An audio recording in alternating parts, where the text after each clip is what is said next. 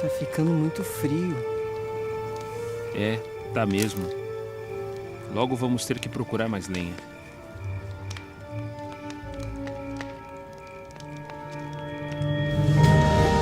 Meu Deus, Jeová, o que é Já isso? amanheceu? O que tá acontecendo? Eles são anjos? Não tenham medo, pois estou aqui para declarar boas novas de uma grande alegria que todo o povo terá. Pois hoje nasceu na cidade de Davi um Salvador, que é Cristo, o Senhor. E este será o sinal: acharão um bebê enrolado em panos e deitado numa manjedoura. Glória a Deus nas maiores alturas, e na terra paz entre os homens de boa vontade. Glória a Deus nas maiores alturas, e na terra paz entre os homens de boa vontade. Glória a Deus nas maiores alturas, e na terra paz entre os homens de boa vontade.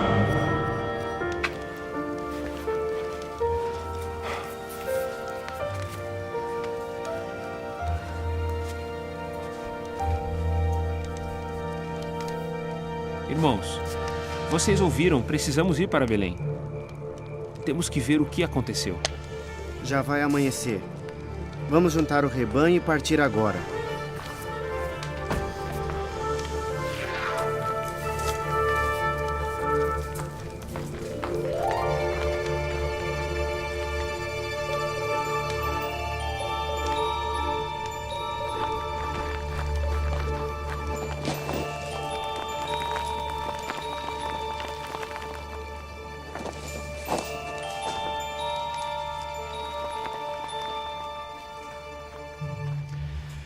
Paz, meus irmãos. Meu nome é Benjamim. E eu sou aquele jovem pastor ali. 40 anos mais jovem. Quando os anjos fizeram esse anúncio, eu estava lá. Mais tarde me tornei seguidor de Jesus e depois ancião na congregação cristã em Jerusalém. Pode parecer que por ter visto aqueles anjos anunciando o nascimento de Jesus, minha fé ficou firme como uma rocha. Na realidade, nesses 40 anos, eu sempre tive que fortalecer minha fé, sempre tive que lembrar as razões da minha crença a mim mesmo.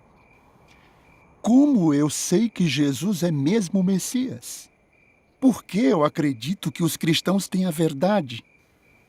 Jeová não quer uma adoração baseada numa fé cega ou sem base. Seria bom que você também se perguntasse: por que eu acredito que as testemunhas de Jeová têm a verdade? É que com o tempo, as ansiedades da vida podem embaçar a visão espiritual. Conforme o tempo passa, podemos perder nosso zelo. E nossa adoração pode se tornar mecânica. Isso aconteceu comigo. Me acompanhe e eu vou te contar mais.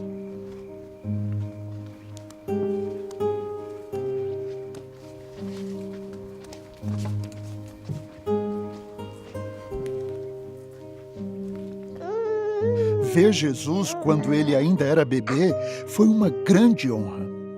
Mas isso era exatamente o que ele era. Um bebê. Apenas um bebê indefeso. Esse recém-nascido era igualzinho a qualquer outro bebê. Semanas e meses se passaram e comecei a me perguntar: será que essa criança, por mais bela que seja, é mesmo o prometido Messias? É difícil explicar. Mas com o passar do tempo, eu parei de pensar no milagre que tinha visto com meus próprios olhos naquela noite em que os anjos apareceram.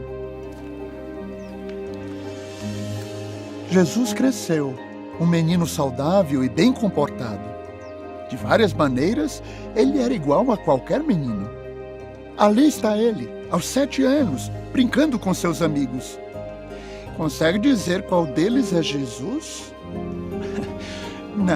Não consegue.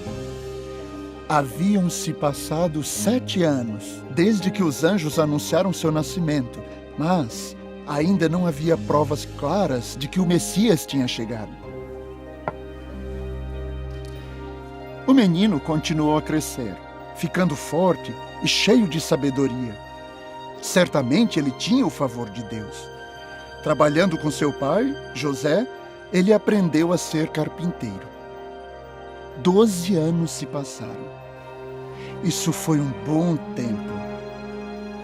Mas eu não conseguia ver o Espírito de Deus atuando em Jesus da mesma forma que atuou nos profetas antigos, como Moisés e Elias.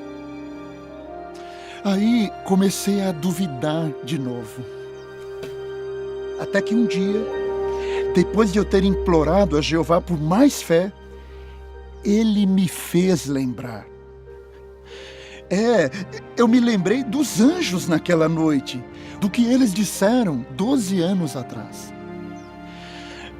E me lembrei de algumas profecias que se cumpriram perfeitamente no nascimento de Jesus.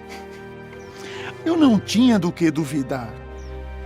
Havia muitas provas de que Jesus era o prometido Messias. O que eu tinha que fazer era esperar. Sim, esperar em Jeová. Daí, para minha surpresa, uma coisa aconteceu.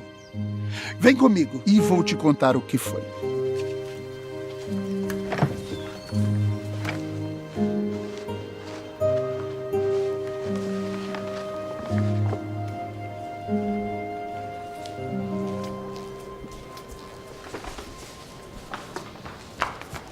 Kelub, você tá 1 hora atrasado. A gente ia começar sem você. Me desculpa e muito obrigado por esperar. Não queria perder nosso encontro hoje. E como tá esse menino? Menino? Para alguém que só tem 12 anos, o conhecimento que esse jovem tem é surpreendente. Surpreendente é pouco. Estamos impressionados com o conhecimento e as perguntas dele. Jesus, por favor, senta aqui no meio. Aí eu posso te ouvir melhor. Quero muito aprender com vocês. Eles acabaram de ler para mim uma das profecias sobre o Messias. Tenho uma pergunta sobre a vinda dele. Meu jovem, tem certeza de que quer falar de assuntos tão profundos? Essas profecias são tão complexas e seu significado ainda causa polêmica. O que exatamente você quer saber sobre o Messias? Primeiro, qual é o propósito de Deus para o Messias? Essa é fácil, meu filho. Eu tenho aqui comigo um rolo de Isaías. Aqui diz: a expansão do seu reinado e a paz sobre o trono de Davi e sobre o seu reino não terão fim, de modo que este será estabelecido firmemente e amparado por meio da justiça e da retidão, desde agora e para sempre. Isso. Fica claro que o Messias vai governar o povo de Deus, nos libertar da opressão dos gentios, restabelecer o trono de Davi e trazer paz eterna. Posso ver o rolo? Que passagem bonita.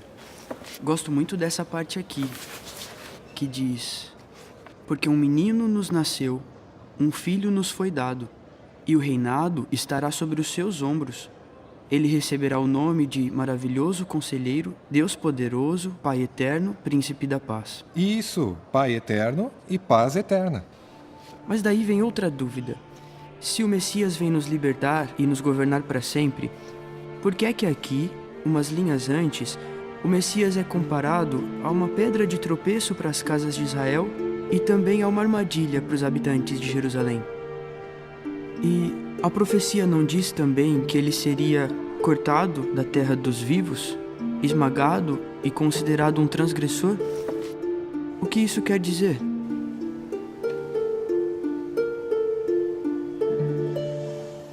Jesus tinha na época apenas 12 anos. Seus pais iam todo ano a Jerusalém para a festividade da Páscoa. Mas só que nessa ocasião, depois que a festividade acabou e José e Maria voltavam para casa, seu filho Jesus continuou aqui em Jerusalém, mas eles não notaram. Eles acharam que Jesus estava com o grupo e foi só no outro dia que começaram a procurar por ele entre os parentes e conhecidos. Como não encontraram, José e Maria voltaram a Jerusalém e o procuraram por toda parte.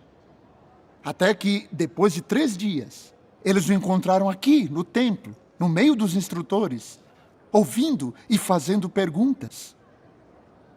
E todos ficavam muito admirados com o seu entendimento e as respostas que ele dava. Sua mente era perfeita. Ele se lembrava do que tinha aprendido desde pequeno sobre seu Pai Celestial e a história de seu povo. Apesar de tão jovem, Jesus tinha um entendimento extraordinário das Escrituras.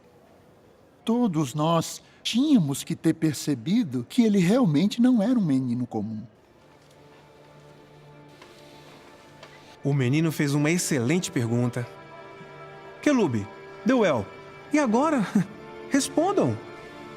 Meu filho, esses assuntos são mistérios de Deus.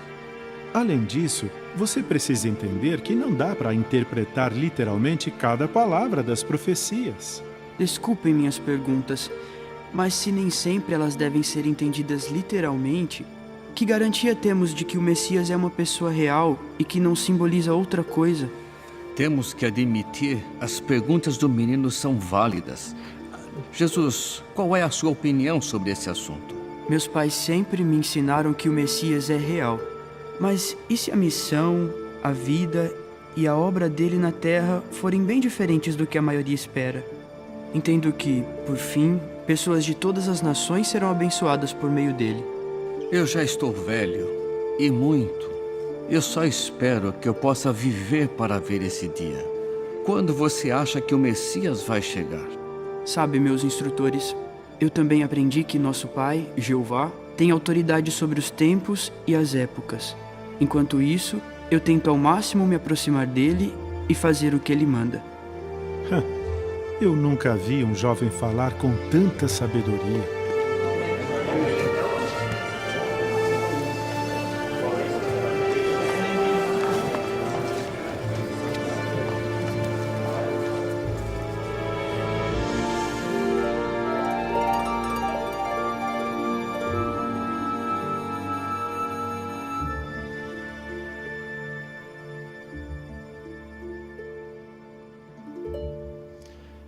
Esta é a sinagoga em Nazaré. Existem muitas sinagogas em Israel e em outras terras também. Os judeus costumam se reunir em locais como esse para ler as Escrituras, adorar e também orar. Algumas sinagogas têm baús como esse para guardar os rolos das Escrituras. E Jesus tinha o costume de vir todo sábado a esse lugar, em Nazaré, para ler. Talvez tenha sido aqui, nessa sinagoga, que Jesus leu pela primeira vez partes da palavra inspirada. Dá para ver Jesus vindo aqui para examinar com atenção as Escrituras e meditar nelas. Jesus tinha uma memória infalível, desde criança. Então, imagine o quanto ele aprendeu. Também consigo ver o jovem Jesus, com uns 13 ou 14 anos, lendo publicamente as Escrituras diante de seus instrutores.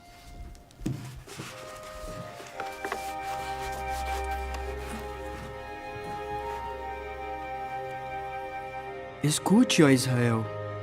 Jeová, nosso Deus, é um só Jeová. Ame a Jeová, seu Deus, de todo o seu coração, de toda a sua alma e de toda a sua força. Estas palavras que hoje lhe ordeno devem estar no seu coração, e você deve inculcá-las a seus filhos e falar delas sentado na sua casa, andando pela estrada, ao se deitar e ao se levantar. Amarre-as como uma recordação na sua mão, e elas devem ser como uma faixa na sua testa. Escreva-as nas laterais da entrada da sua casa e nos portões da cidade.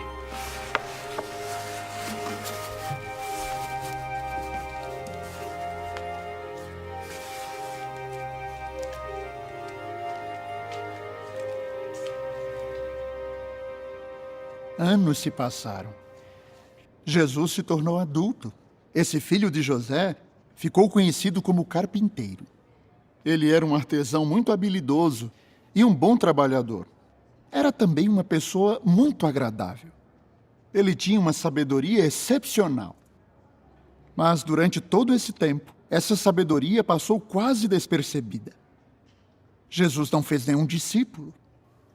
E não se tornou discípulo de nenhuma escola rabínica. Era quase um desconhecido. Não tinha feito nenhum milagre. Não havia nenhum sinal evidente de que ele era o Messias. Até que certo dia, ele foi batizado nas águas do Rio Jordão. Enquanto ele orava, ele viu o céu se abrir e viu o Espírito Santo descendo sobre ele em forma de uma pomba. E o próprio Deus falou lá do céu. Você é meu filho, o amado. Eu o aprovo.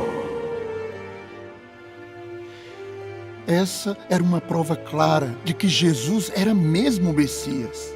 A voz do próprio Jeová o identificou como Salvador. Saber disso mexeu profundamente comigo. Fortaleceu a minha fé. E eu tive certeza de que Deus tinha feito com que Jesus se tornasse tanto Senhor como Cristo.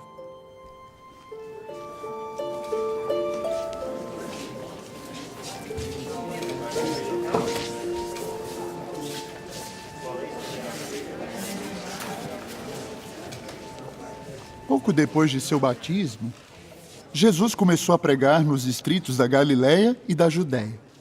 Sua sabedoria e seus milagres ficaram conhecidos em todo lugar, e o povo da cidade de Nazaré criou grandes expectativas sobre ele. Quase um ano após seu batismo, ele volta a Nazaré e faz uma declaração muito importante. Ele está nesta sinagoga, a mesma que ia antes. Então, observe, preste atenção ao que ele faz.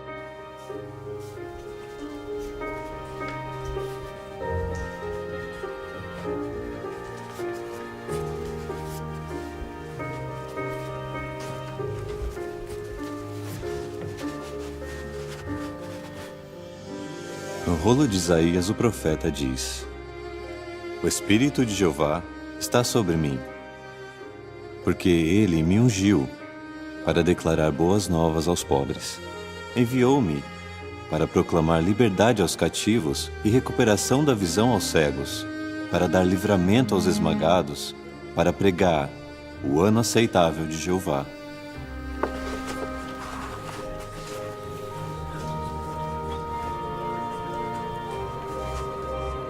Hoje, essa passagem das Escrituras acaba de se cumprir.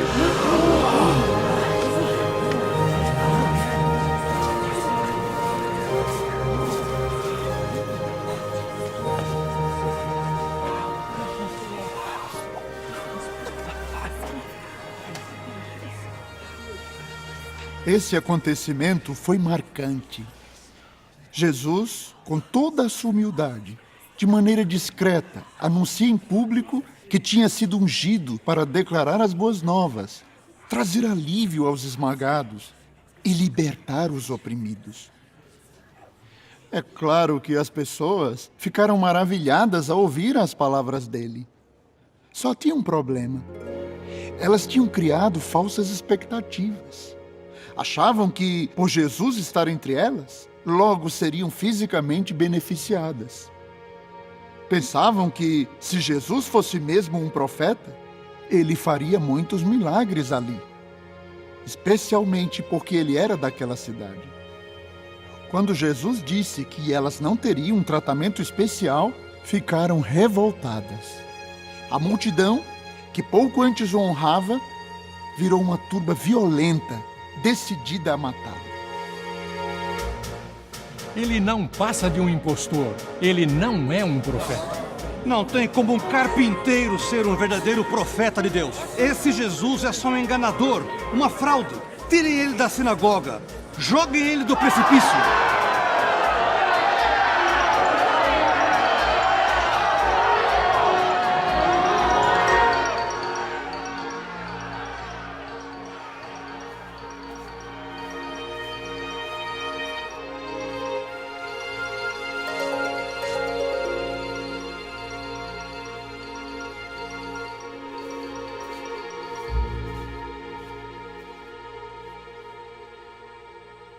Como Jesus escapou daquela turba assassina em Nazaré? Foi um milagre? Ou foi simplesmente um truque? Afinal, ele era inteligente. Talvez alguém ainda questionasse se ele era um Messias. Ou duvidasse que ele era realmente o enviado de Deus. Na verdade, alimentar dúvidas na mente pode nos impedir de enxergar claramente a realidade que está bem à nossa frente. No meu caso, todo esse tempo, eu tive que lembrar a mim mesmo, vez após vez, que eu precisava meditar nas provas inegáveis que identificavam Jesus como Messias. Foi assim que eu fortaleci minha fé e aumentei a convicção sobre o que eu acredito. Que Deus, com certeza, fez de Jesus tanto o Senhor como o Cristo. Venha e veja você mesmo mais algumas provas incontestáveis.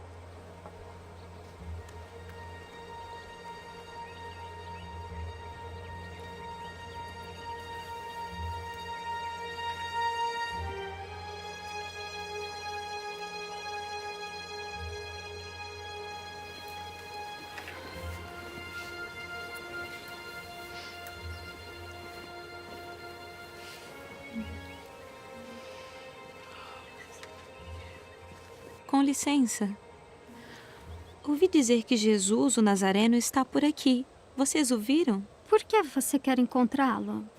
Você também é uma discípula? Ou uma serva dele? Ouvi dizer que a multidão é tão grande que vai ser difícil você se aproximar de Jesus. Quanto mais falar com ele. Irmãs, que isso? Que falta de consideração. Por favor, desculpe a atitude delas. Como podemos ajudar? Vem, senta aqui. Obrigada. Eu preciso muito encontrar o Senhor Jesus. Não sei se eu chamaria ele de Senhor. O que eu posso dizer é que eu não vi nada sobre Jesus estar por aqui. Você é parente dele? Não, mas fiquei sabendo que ele cura os doentes. Eu estou muito doente.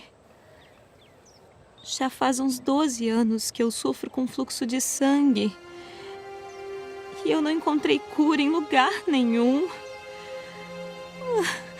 Eu já gastei tudo que eu tinha. Sofri muito na mão de tantos médicos com essa doença terrível. Vocês não fazem ideia. E depois de tudo isso, eu melhorei? Não. Eu só fiquei pior. Foi quando eu ouvi falar de Jesus e de todos os milagres que ele realizou. Acredito no poder que ele tem. É claro que foi Deus que o enviou. Ele pode me curar. Se eu tocar na sua roupa, mesmo que seja apenas na pontinha dela, vou ficar boa. Senão, eu sei que eu vou morrer.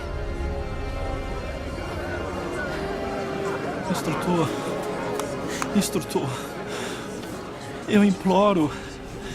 Minha filhinha está muito doente. Por favor, vem e coloque as mãos sobre ela para que ela fique boa. Por favor, venha até minha casa.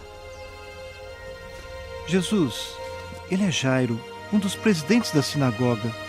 Ele quer muito a sua ajuda. Jairo, onde ela está? Me leve até ela. Ela é uma menina linda, minha única filha. Ela só tem 12 anos e está morrendo. Vem, por favor, depressa. Sim, eu vou com você. Me mostre onde ela está.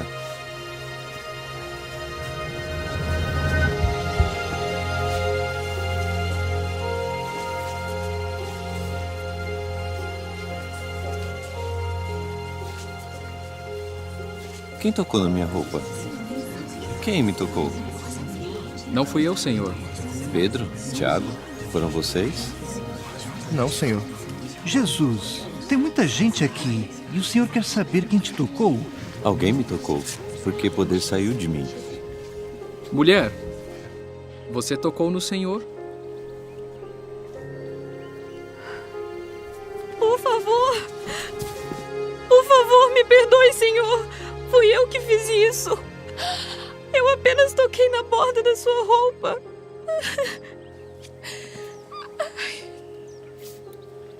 Não tenha medo. Você não fez nada errado.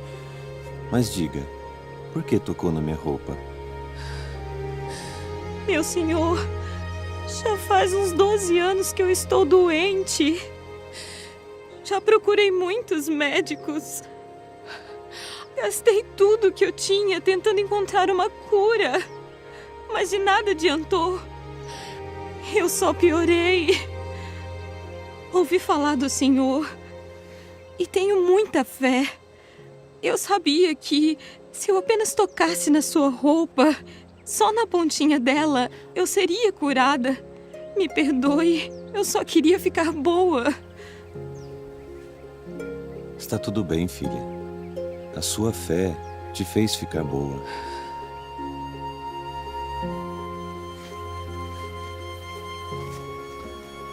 Vá em paz. Você está livre da sua doença.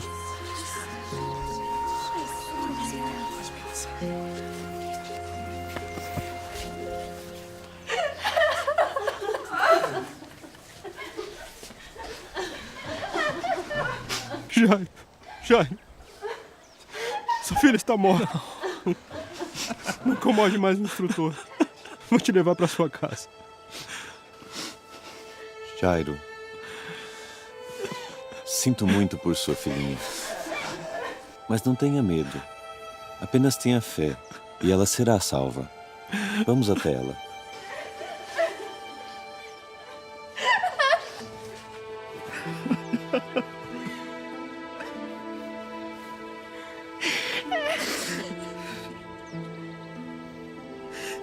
Não chorem, porque ela não morreu, só está dormindo. Por favor, afastem-se da casa. Jairo, ninguém deve entrar. Vocês dois, venham comigo. Pedro, João, Tiago, por favor, venham. Mas Jesus, ela já morreu.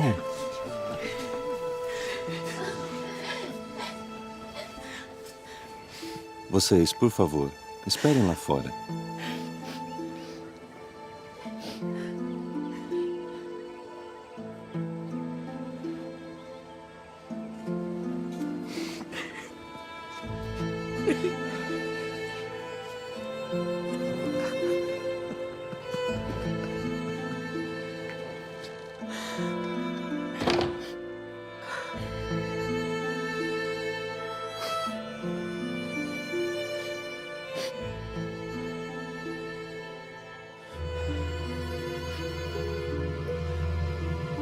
Minha filha, eu te digo, levante-se.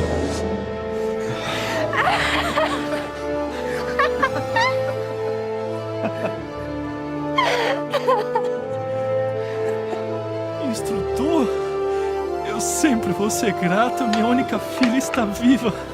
Obrigado. Muito obrigado.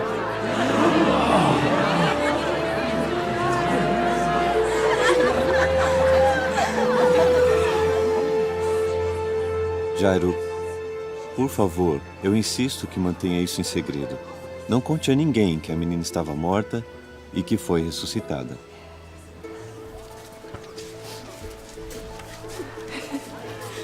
Tragam algo para comer. A menina está com fome.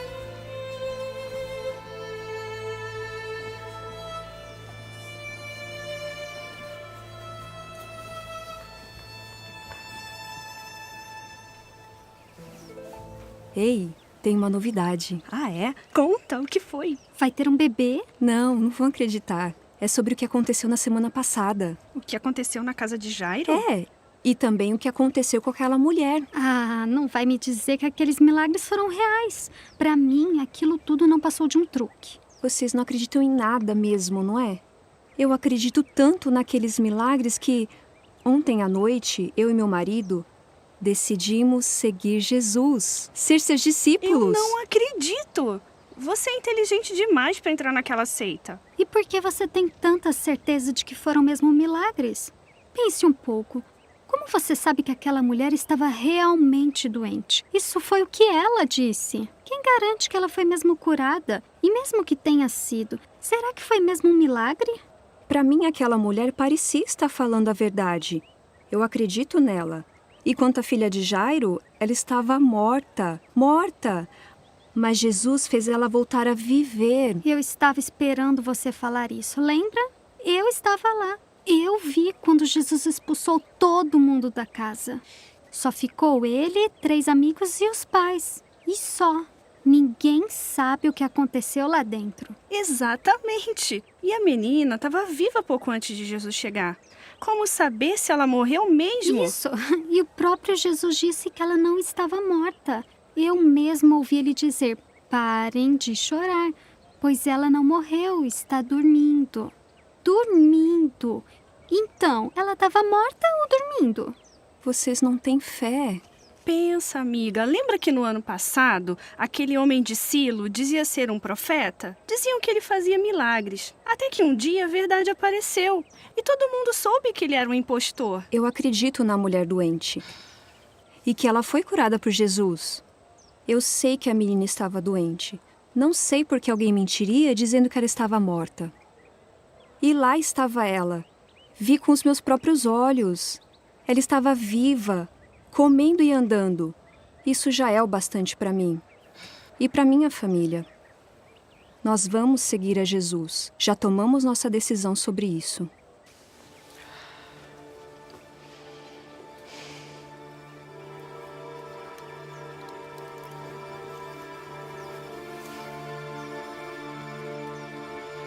Dúvidas, dúvidas, dúvidas. Você viu como as dúvidas podem enfraquecer a fé de alguém? Então, o que fazer se tivermos dúvidas? Deixar para lá? Não pensar nelas? Essas 2 mulheres não tinham fé. Sua visão era carnal, sempre procurando falhas na verdade. Mas havia uma que tinha visão espiritual.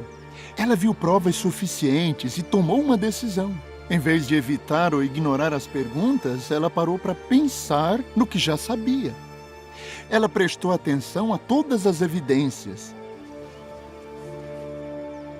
E não só isso, ela quis saber e aprender mais, e fez isso por se tornar uma discípula de Cristo. É o que devemos fazer com as dúvidas, resolvê-las. Como eu sei que Jesus é o Messias? Preciso sempre relembrar os fatos que eu conheço. Eu me lembro daquele dia, há 40 anos, quando vi os anjos anunciarem o nascimento de Jesus. Eu me lembro de quando viajei para Belém e vi Maria e José. E bem na minha frente estava o bebê Jesus. E me lembro do relato de Jesus aos 12 anos, no templo. Eu medito nos milagres, nos grandes sinais que Jesus realizou, provando que era o Messias. E eu oro a Jeová para que eu lembre todas as profecias que se cumpriram em Jesus. Tenho absoluta certeza de que Deus fez dele Senhor e Cristo. Mas minha história não termina aqui. Quero contar sobre outros relatos da vida de Jesus que provam ainda mais que ele realmente é o Messias.